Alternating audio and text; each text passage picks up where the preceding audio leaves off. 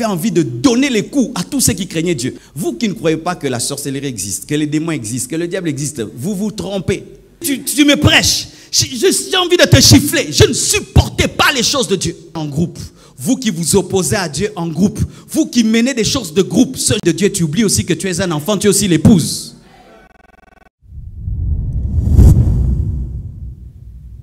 Devenu comment dans ma vie?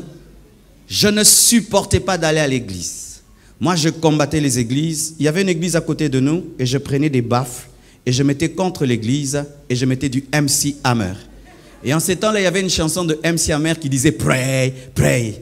Il rappait sur la prière, mais pour le diable. Et je leur mettais maintenant « Priez, priez » de MC Hammer. Et le pasteur là était pauvre. Il n'avait même pas de baffle, ni de micro. Il sortait et me disait « Marcelo, toi, arrête ta musique ». J'ai dit « Oh, pasteur, que ton Dieu t'achète des baffles. Ici, c'est chez nous. » Et il me maudissait.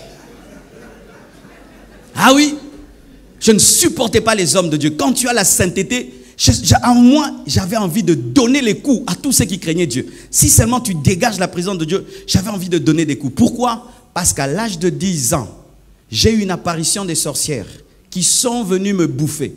Vous qui ne croyez pas que la sorcellerie existe, que les démons existent, que le diable existe, vous vous trompez.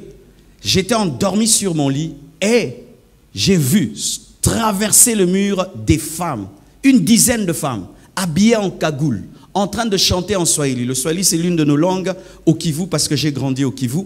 Elles chantaient en Swahili, Wangu Marcelo, Ndakula Marcelo. C'est-à-dire, Marcelo est à moi, je vais manger Marcelo. Et pendant que ces femmes chantaient, mes frères, elles jouaient un tam-tam. Vous voyez les tam-tams du village là? Je vous dis, dans la coutume africaine, il y a beaucoup de sorcellerie. Hein? C'était du sang vraiment là, un tam-tam satanique. Et il y avait une casserole dans le vide qui était en train de bouillonner sans feu. Ah oui, la lévitation. Et qui bouillonnait dans le feu, sans feu.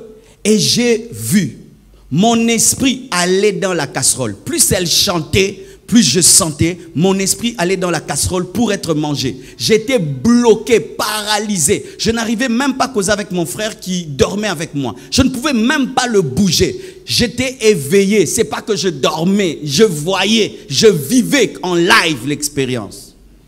Et en ces temps-là, je priais quelque part. J'évite de citer le nom parce que je suis en cessez-le-feu. Je priais quelque part. Alors quand je priais là-bas, on n'avait que 2 prières. Soit tu salues maman, soit tu dis notre Père. J'ai salué maman. Maman ne m'a jamais répondu. J'ai resalué. Resalué, je vous dis, maman vraiment ne répondait pas. Arrêtez de saluer maman.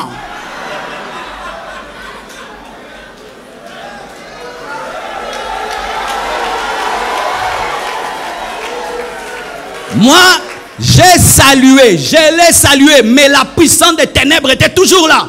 Et puis j'ai pris ma deuxième prière que nous avons enseignée là-bas. Notre Père qui es aux cieux, que ton nom soit sanctifié, que ton règne vienne. Quand j'ai dit que ton règne vienne, à l'instant, elles ont disparu. La casserole a disparu. Ça, c'est une vraie prière. Ça, c'est la prière de la Bible. Ça, c'est la prière de la Bible. Mais malgré qu'elles ont disparu, je ressentais leur présence. Et j'ai couru voir mes parents. En ces temps-là, mes parents ne priaient pas. Ils ne connaissaient pas Dieu. Et j'entre dans leur chambre. J'avais 10 ans. J'étais un garçon très fier. Mais j'entre dans la chambre.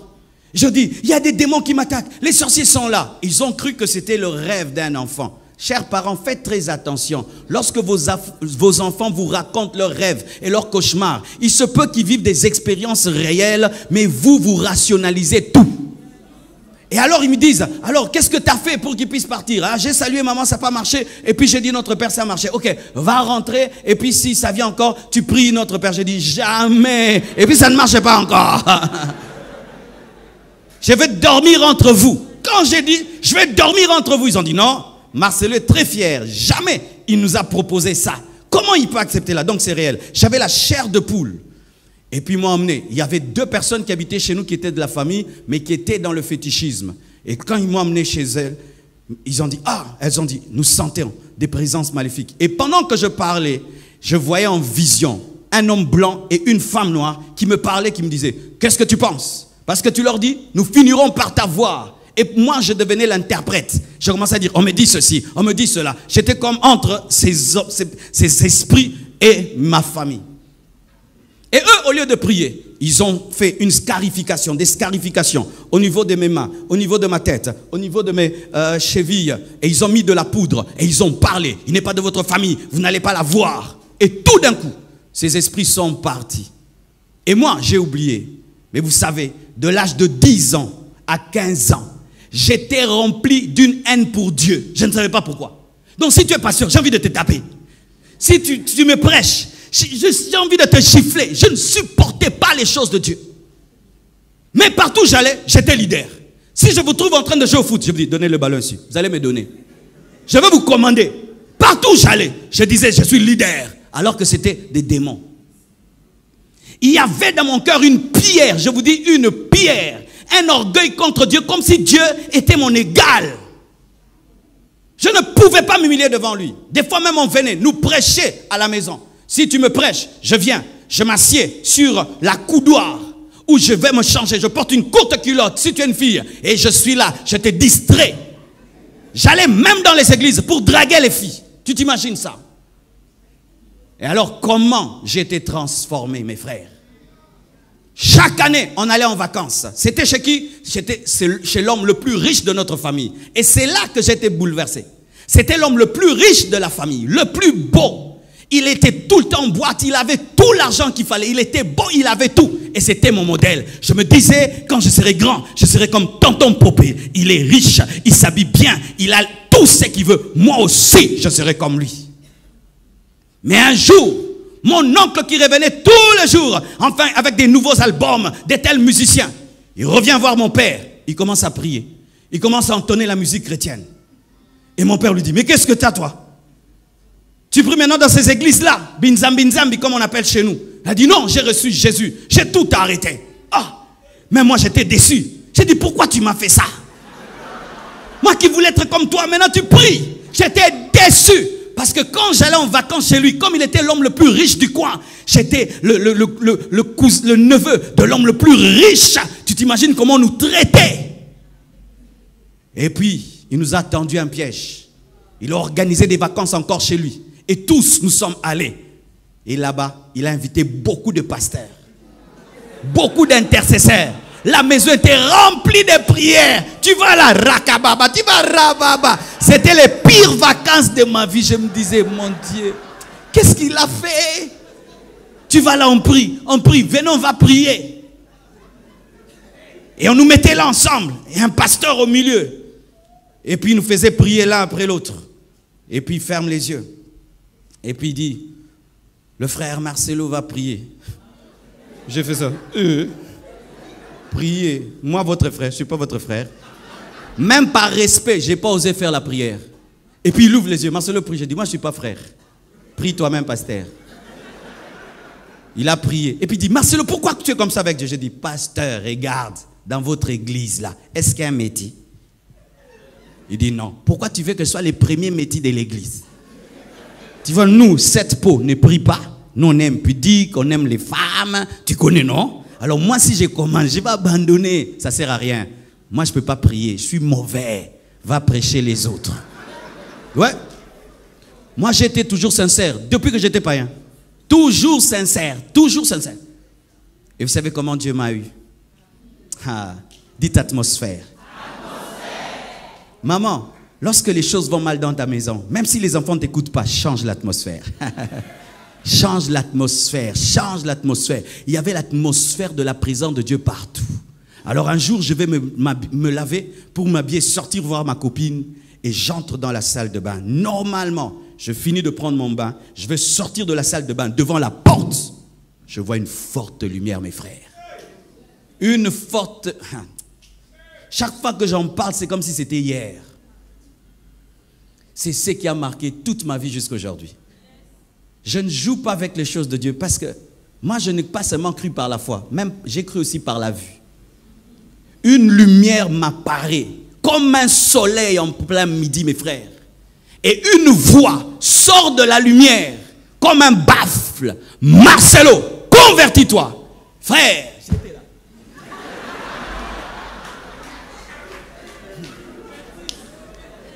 J'avais mon essuie sous mes reins et j'étais là.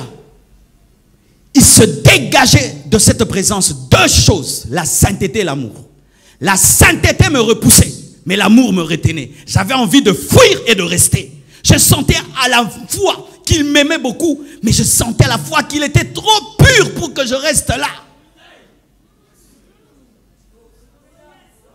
Il m'a dit, Marcelo, convertis-toi. Et j'ai répondu. J'ai répondu à la voix. On se convertit comment?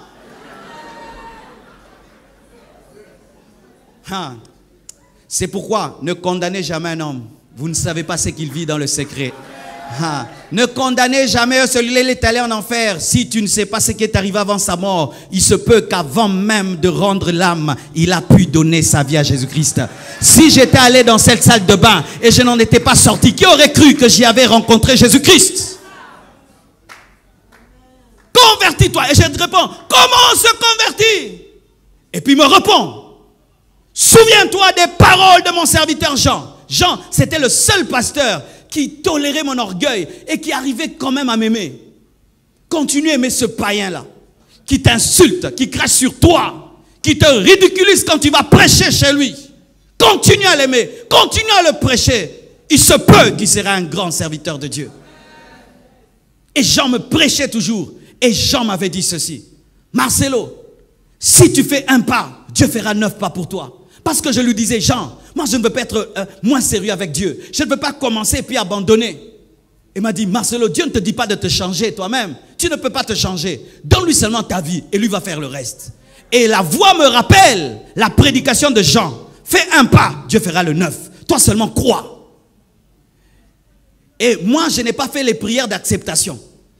Je ne veux pas choquer quelqu'un, amen, hein? Mais je dois dire la vérité parce que Paul n'avait pas fait la prière d'acceptation. Il avait eu la révélation que Jésus est Seigneur. Beaucoup de gens font des récitations sans révélation. C'est pourquoi nous avons des faux chrétiens dans les églises. Seigneur Jésus, mais il n'y a pas de révélation. Quand cette voix m'a parlé et m'a dit, souviens-toi des paroles de mon serviteur Jean. Et je me suis directement souvenu que Jean m'avait dit, si tu fais un pas, Dieu fera 9 pas. Mes frères, je ne sais pas ce que j'ai dit. J'ai seulement commencé à pleurer. Pleurer. J'ai ouvert la porte. Je suis sorti calme de la salle de bain. Les gens ne comprenaient pas parce que c'était moi la star des vacances, la star. Je suis sorti et je suis allé m'habiller. Après, je suis allé dormir. Et puis j'ai cherché une Bible après. Je l'ai ouvert comme ça, je ne connaissais pas la Bible. J'ouvre. Tout ce que j'ouvre tombe sur moi. J'ouvre ici, ça me touche. J'ouvre là, ça me touche. J'ai dit, ça c'est quel genre de livre qu'on écrit pour moi? Et c'est quoi? Donc ça me touchait à un niveau. Et puis j'ai déposé la Bible.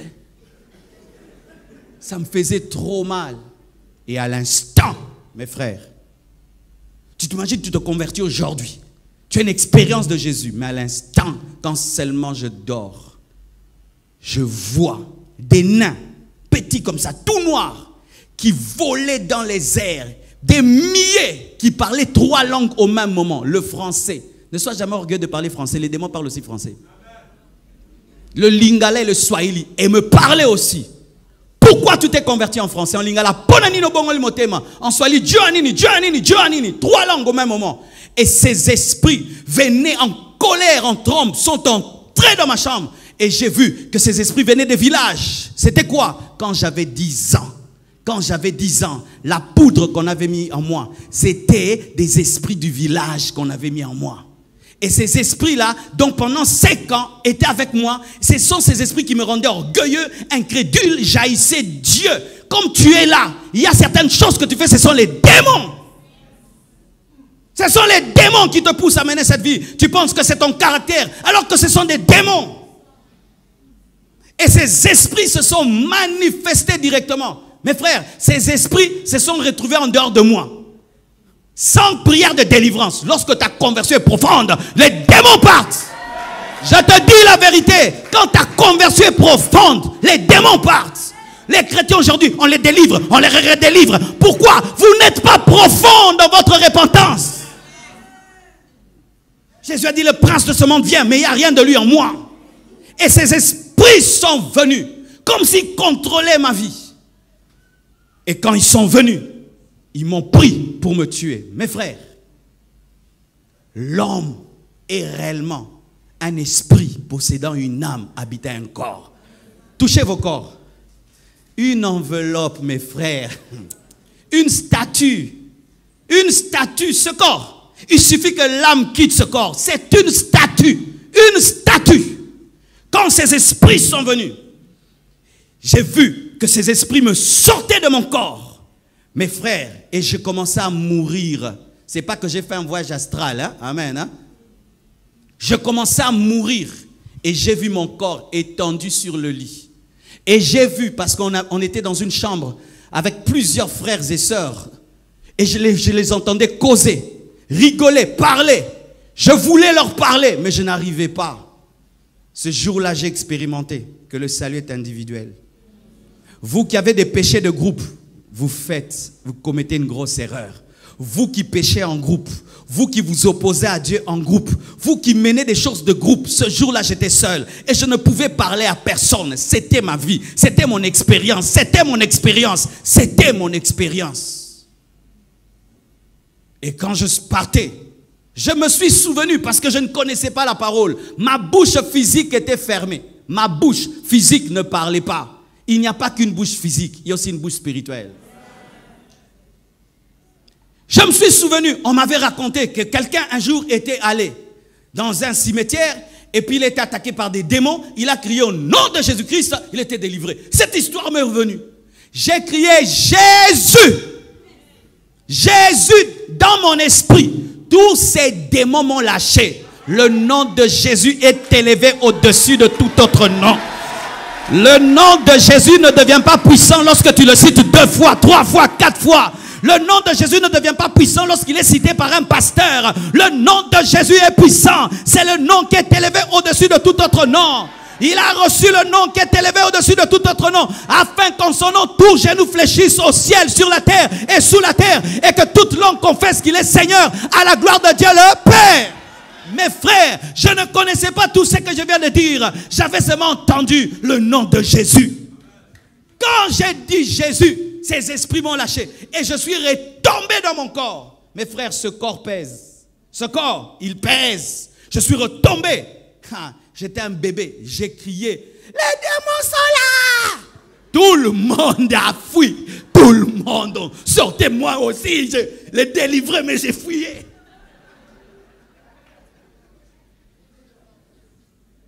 Et vous voyez, dès le début de ma vie chrétienne, je n'ai pas eu le temps de blaguer. Après cette expérience, je suis allé chercher la Bible. Pourquoi ça m'arrivait? Je lisais. Des livres, je lisais. Tout, je lisais, je lisais, je lisais, je lisais, je lisais, je lisais. Je savais que le monde spirituel existe. Je savais que Jésus existe, que le diable existe. Je savais que la vie après la mort est réelle. Je savais tout ça dès le début de ma vie chrétienne. Et si même il faut que je parle d'autres expériences, quand Dieu m'a appelé, tout le reste, il y a tellement de choses à dire. Mes frères, serviteurs de Dieu, tu ne dois pas servir Dieu parce que l'autre le sert. Tu ne dois pas servir Dieu par compétition, par rivalité.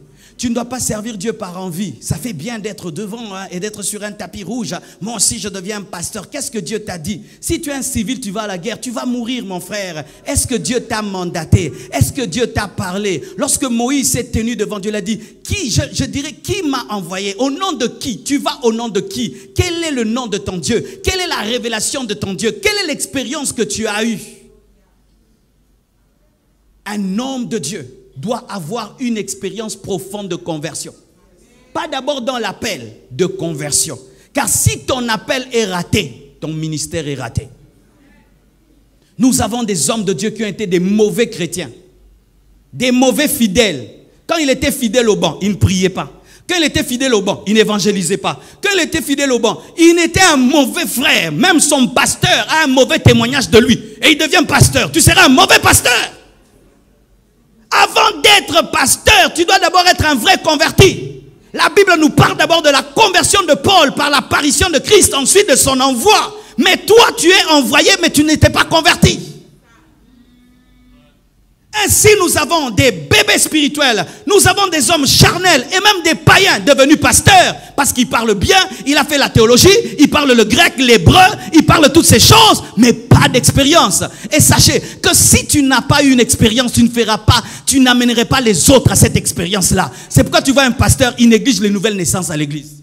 Parce que lui-même n'est pas né de nouveau. Mais qu'est-ce que vous avez tout le temps fait recevoir les gens Jésus, hein? Frère?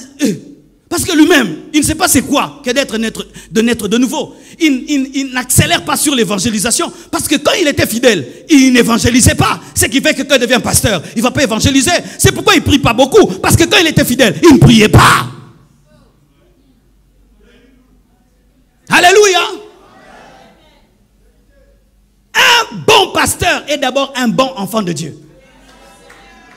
Un jour, je vais rencontrer le pasteur Soumbé là. C'est l'un de nos aînés au Congo. Il a fait des années dans la sainteté. Il a une grande église, il est béni. Et puis je lui dis, pasteur Soumbé là, quel est le secret de ton ministère? Il dit, pasteur, j'ai tout fait pour garder le cœur d'un enfant de Dieu. Je dis, oh, simple comme ça. Il dit, oui pasteur, tu vois ces choses de prêcher là, tu peux perdre le cœur d'un enfant de Dieu. Je dis, comment? Il dit, oui, à force de dire aux gens, toi, tu oublies que la Bible te concerne. Et regardez un peu. Tu dois prier, tu vois, je suis en mode toi. Rarement nous disons je dois, tu dois, et tu oublies que Dieu aussi est ton Dieu. Ainsi tu te comportes comme l'ami de Dieu, tu oublies aussi que tu es un enfant, tu es aussi l'épouse.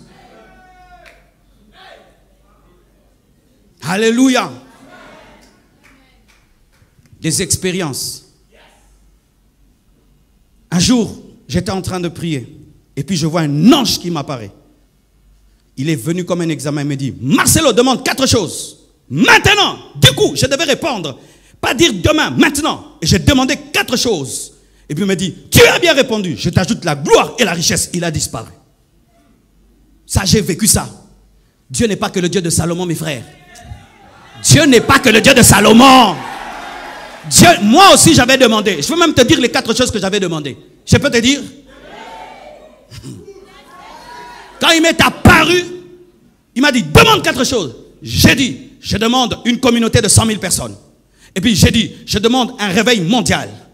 Et puis j'ai dit, je demande le salut de toute ma famille. Et puis j'ai ajouté, je demande, après avoir prêché aux autres, que moi-même sois sauvé.